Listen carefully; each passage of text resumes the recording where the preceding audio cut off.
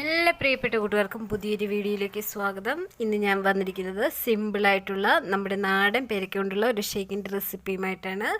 അതെന്തിനെ നല്ല പഴുത്ത നാടൻ പേരക്ക എടുത്തിട്ടുണ്ട്. ഇതകത്ത് പിങ്ക് കളറുള്ള പേരക്കയാണ്.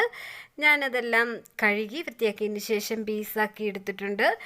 ഇനി നമുക്കിത് ഒരു മിക്സിയുടെ ജാറിലേക്ക് ഇട്ട് കൊടുക്കാം.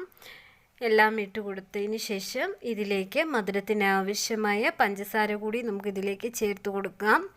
സിമ്പിളായിട്ട് ഉണ്ടാക്കാൻ പറ്റിയ ഒരു ഷേക്കാണ്.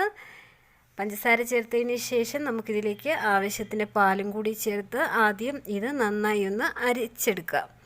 നന്നായി ഒന്ന് അരച്ചെടുത്തതിന് ശേഷം ഇതിലേക്ക് ആവശ്യമായ പാലും വെള്ളവും കൂടി നമുക്ക് ചേർത്ത് കൊടുത്ത് ഇത് വീണ്ടും ഒന്ന് മിക്സാക്കി എടുത്താൽ മാത്രം മതി.